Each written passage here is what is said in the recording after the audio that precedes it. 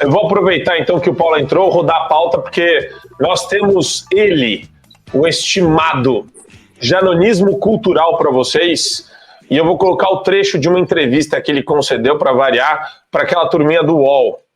Vamos rodar aqui ele falando da diferença entre bolsonaristas e eleitores do Bolsonaro. Ele faz um discurso de perseguição bem interessante. Vamos colocar para vocês.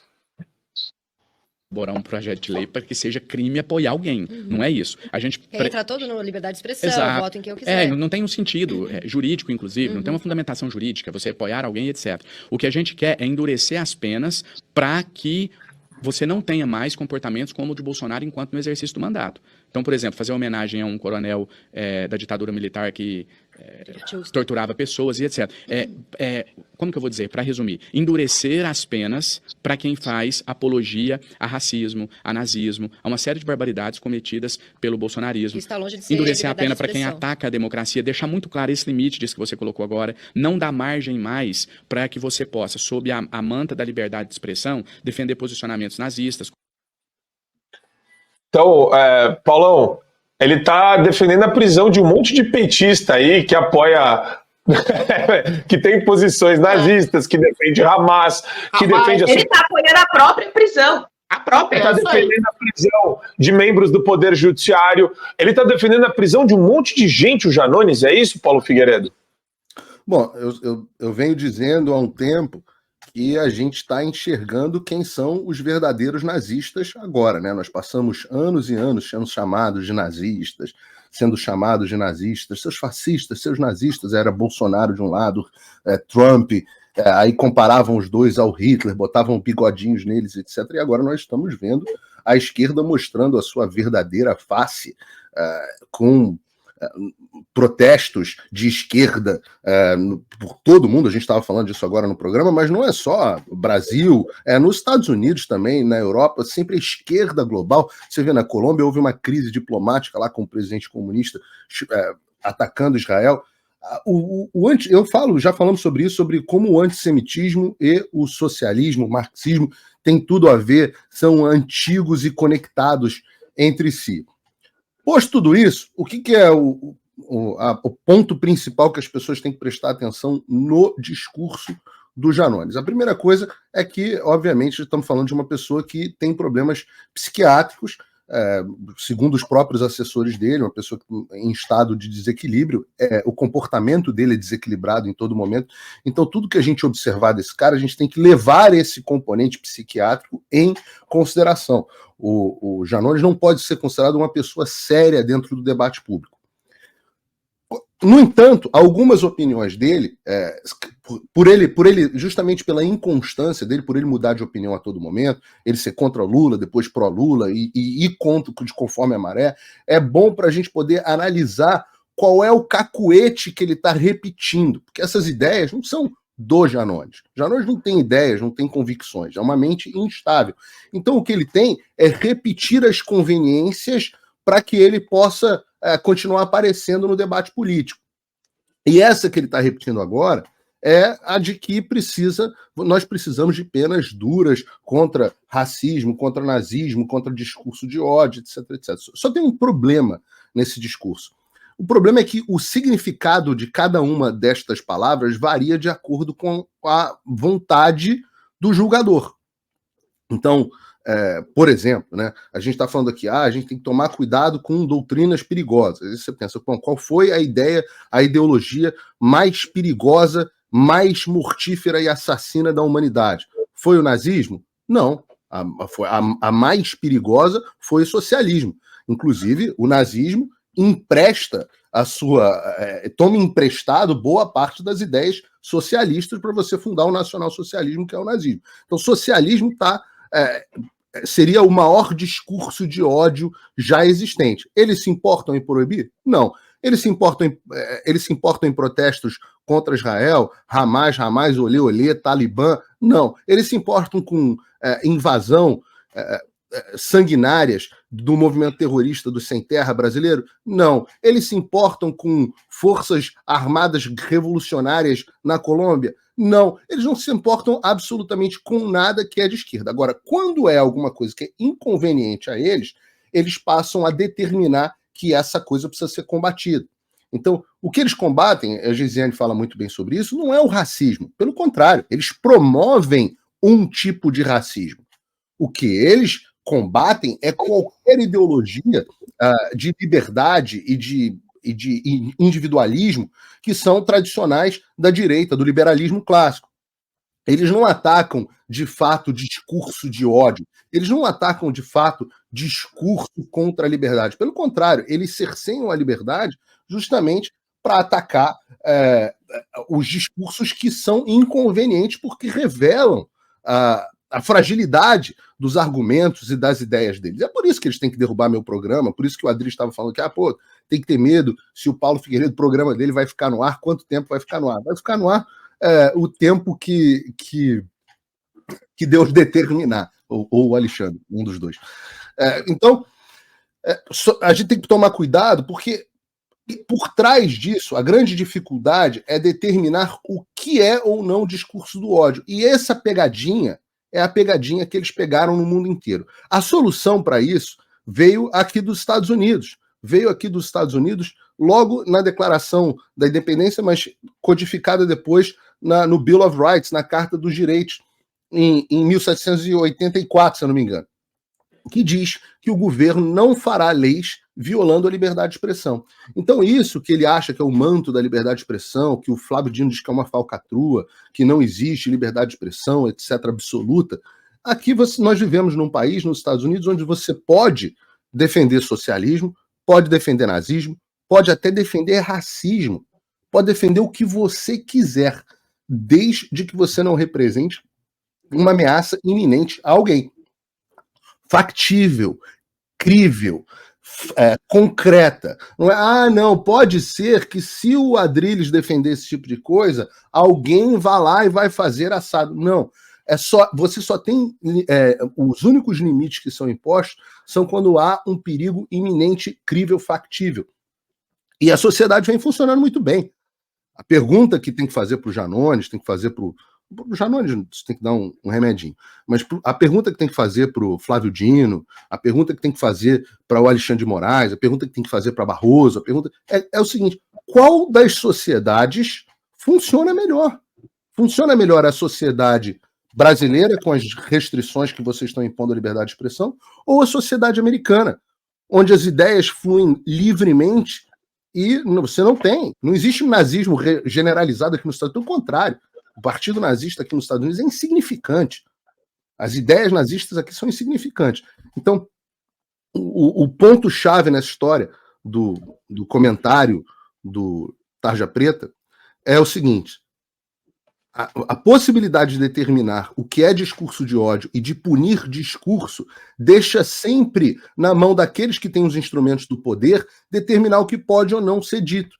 E você não pode, não importa a sua ideologia, por isso que eu digo que não é uma questão só de ideologia, não importa a sua ideologia, se você é mais progressista, você não quer um governo que tenha o poder de determinar o que você pode ou não falar. E eu vejo, Adrilles, esse negócio do discurso translocado, na linha que o Paulo falou do Janones. Cara, como é que é a cobra comendo o próprio rabo, né? Você vê que existe um negócio dentro da esquerda que promove uma espécie de autofagia. A hora que o Janones não for mais interessante, ele cai, né, devorado pela própria esquerda. E a esquerda ela fica criando também pretextos para fazer isso o tempo todo. Eles não têm... A premissa deles não é a busca pela verdade. A premissa deles é a busca pelo poder. E é com isso que o Janones... deixa muito claro que ele trabalha e busca, né? É a busca pelo poder, e a busca pelo poder defenestrando e eliminando os seus adversários. Você diz que ele vai cair, o Janones, ele só cai se ele arredar um milímetro que seja desse discurso hegemônico. Eu só queria abrir uma certa discordância aqui do meu querido amigo Paulo Figueiredo, enquanto ele fala da loucura do Janones, Cara, se você falar que o Janones é louco, então a esquerda inteira é louca. Todo pseudo-progressismo tem essa dinâmica de demonizar. Eu não acredito que o Lula, o Zé Dirceu ou outros membros da inteligência da esquerda sejam todos absolutamente insanos, como o Janones é. Porque eles querem fazer exatamente isso que está nesse projeto de lei absurdo do Janones, que é criminalizar toda a direita brasileira. Aliás, eles querem fazer? Não, eles estão fazendo, com a ajuda do Alexandre de Moraes, com a ajuda do STF, com a ajuda do Flávio Dino, com a ajuda da justiça brasileira, que se tornou um campo de perseguição político. Então, eles começam exatamente por aí. Eles imputam falsos crimes às pessoas, falsas percepções. Olha o discurso, Janones. Se tem alguma coisa que se difere de um discurso de um Lula, de um Flávio Dino ou do Alexandre de Moraes. O que o Alexandre de Moraes fala? A extrema-direita é que eu, o Paulo Figueiredo, o Marco Antônio, a Gesiane, a extrema-direita tomou posse das redes sociais para disseminar discursos nazi-fascistas, racistas, pedófilos, ou seja, eles introjetam dentro dos conservadores, dos liberais, dos cristãos que seja, sentimentos e percepções e ideologias nefastas, que realmente, aí eu até discordo mais um pouco do Paulo Figueiredo, deveriam ser proibidas. Porque uma coisa é a sociedade americana que chegou num nível de maturidade que você pode até admitir ter um partido nazista que ninguém dá bola. Aqui no Brasil, hoje, meu caro Paulo Figueiredo, se alguém dissesse assim, vamos fazer um partido do Hamas, eu não duvidaria que arregimentaria dezenas, centenas de milhares, ou talvez, quiçá, milhões de pessoas, porque a gente tem centenas de pessoas na Paulista defendendo o Hamas. E você tem a relativização do Estado de Israel como sendo um agressor, quando na verdade foi vítima, e relativizando o Hamas como representante heróico da Palestina. E isso não está só em guetos, não. Isso está disseminado em escolas e universidades, em intelectuais, em professores, em políticos lotados no governo federal, que recebe simpatizantes e ativistas do Hamas. Você percebe? Então você tem que ter um nicho realmente. Me explica a tua tese, Adriles. Disseminar, eu estou explicando agora. Você tem que não, mas eu quero entender o seguinte. A sociedade brasileira é burra demais em comparação à sociedade americana para ter o acesso à liberdade de expressão, e você considera que existe alguém, que eu ainda não entendi quem é, que vai determinar o que pode ou não ser dito pela sociedade brasileira? Você tem que ter uma limitação legal. Mas quem determina? De disseminação e discursos realmente. Quem determina? Cara, deixa eu te falar uma coisa. Não, você tem que ter justiça. Você tem historicamente um movimento nazista que dissemina aí o extermínio de judeus, de negros, de deficientes, de homossexuais, de todos aqueles que não sejam arianos, aqui no Brasil você não pode fazer um discurso pró-nazista, assim como na Alemanha. A Alemanha é um país liberal.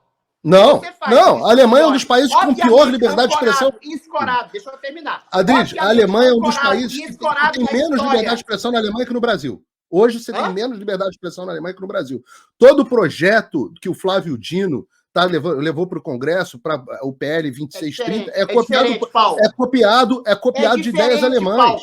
É copiado de ideias alemãs. A Alemanha hoje... É diferente. Na Alemanha, você só vai ser censurado, vai ser processado se você fizer uma apologia explícita. Não, errado. Isso foi assim. Não, no Brasil é outra coisa. Assim. No Brasil é outra coisa. No Brasil é opinião política. Foi assim, Adriles. Se você contestar uma eletrônica aqui, você vai preso. Ou então você tem conta bancária suspensa, como no seu caso. Agora, estabelecer que você possa fazer um discurso pró-Hamas, e esse discurso pró-Hamas, minha discordância fundamental de você, possa ser ensinada numa escola. Olha, a gente acabou de falar aqui, Paulo Figueiredo, do Enem, que demoniza o agronegócio. A escola é outra história. Que fala de racismo escola cultural. são crianças. Você tem uma série você não pode tratar a sociedade brasileira como criança. Incitam. Mas ela é uma criança. Você não pode, Adriles, você não pode proibir diante da sociedade americana, ela é uma criança, sim. Não. Isso é uma criança, sim. Você tem uma evolução muito maior da população americana, da percepção da liberdade, da sacrossanta liberdade, do que a gente tem aqui. Agora, estabelecer... E você está defendendo contra essa sacrossanta liberdade. Um partido nazista no Brasil... Você está defendendo contra, você está advogando contra essa sacrossanta liberdade. Vingaria, porque tem professor universitário comparando Israel com o Hamas, e com o professor universitário comparando o Hamas com o Estado palestino, com a autoridade palestina. É esse que é o problema. Adriles, aqui também tem. Aqui também tem. Você acha que a sociedade brasileira é menos evoluída do que a americana do século XIX? Não tenha dúvida. Do século XIX? Do século XIX eu não sei, hoje com certeza. Não, Adriles, isso está vigorando há 250 anos aqui, cara. E está vigorando muito bem. E o país tem, sim, pessoas que defendem coisas absurdas. Esse é o país que teve Ku Klux Klan. Ainda tem. Esse é o país que teve... tem, mas se tornou insignificante. Esse é o país que tinha segregação. O Brasil não tinha segregação, Adriles. Aqui, a universidade americana ainda não é totalmente dominada por uma inteligência progressista de esquerda. Você tem nichos culturais aí que se combatem, que dialogam, que se contrastam. Aqui no Brasil, não.